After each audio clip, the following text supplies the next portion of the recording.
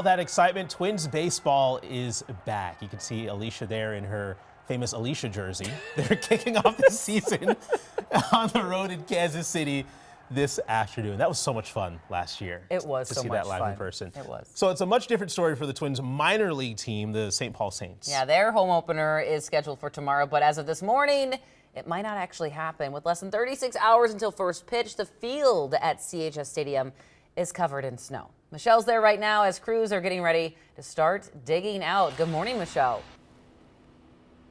Yeah, good morning, Jason, Alicia. I just took a look behind me and I do see some snow pileups, unfortunately, right beyond these gates. And so this morning, crews will be out here clearing the snow again behind these gates as the fate of tomorrow's home opener hangs in the air. Just take a look at the snow that we found yesterday out covering the bases. By tonight, we will know whether the Saints postpone their game or not. This is a repeat of last season when they struck out twice before finally being able to host the home opener. The Saints GM tells us CHS Field is different than big league stadiums like Target Field, where high tech can heat the field and melt the snow. Our buildings were built on different budgets, a major league facility versus a minor league facility. And at the time when we opened this facility in 2015, we weren't aware that we would ever be playing baseball in late March.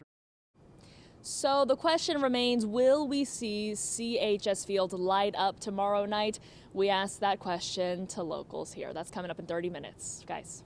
And everyone is hoping that everything is cleared out there just in time. Michelle Beck, thank you very much. Now, as for the Twins, they kick off the season at 3:10 today against the Royals down in Kansas City. And after overperforming last year by making it to the ALDS, this season comes with some pretty high expectations, even with slashing the payroll by $30 million. The team is relying on their stars to step up here, and Vegas likes their odds to win the division. The Twins' home opener is next Thursday. 6:04 now to some other big headlines you're waking up to this morning. In just a few hours, the twin sister of the woman charged in a deadly Amish buggy crash will be in court for the first time. 2 kids died in the crash back in September in Fillmore County. According to a criminal complaint, Sarah Peterson tried to take the fall for her sister Samantha. Samantha appeared in court earlier this week. She's facing 21 charges, including vehicular homicide. The complaint says she had drugs in her system at the time of the crash. Court records show the twins have a legal history of pretending to be one another. Sarah's facing 16 charges, including aiding an offender. A St. Paul man has now been charged after 5 dogs attacked a young girl. Marco Landaverde is charged with 4 misdemeanors from last month's attack. According to court documents, Landaverde told police he let his dogs out and didn't realize the gate was open. Police say the animals then attacked 7-year-old Sumaya Farah Ali while she was walking home with her dad after getting off a school bus. We're following new developments in the bridge collapse in Baltimore. Officials say 2 bodies have been recovered inside of a truck in the water. 4 other people are still missing. This morning, investigators will start pulling pieces of the bridge from the water. Now, the tragedy in Baltimore has many looking at older bridges across the country, including Duluth-Blotnick Bridge. It was designed similarly to the Francis Scott Key Bridge, meaning if one piece of the bridge falls, the entire structure is coming down.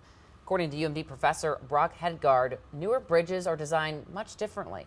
Modern design practices are hopefully going to be better at dealing with that in terms of trying to get away from a lot of what these old bridges followed as what's called a fracture critical design. A Blotnick Bridge was also designed with fenders to help absorb impact should anything ever hit its concrete pylons. However, a high-speed head-on collision like what we saw happen in Baltimore would likely break straight through those fenders.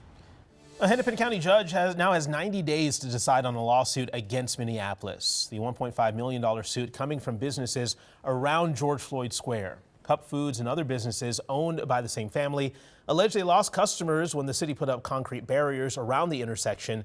They also say there was a spike in violent crime because police scaled their patrols back there. Minneapolis Mayor Jacob Frey previously said the city did everything it could to open the street safely. And tonight, Minneapolis city leaders are holding a dinner dialogue about the future of George Floyd Square. They want to hear from you about what it could become.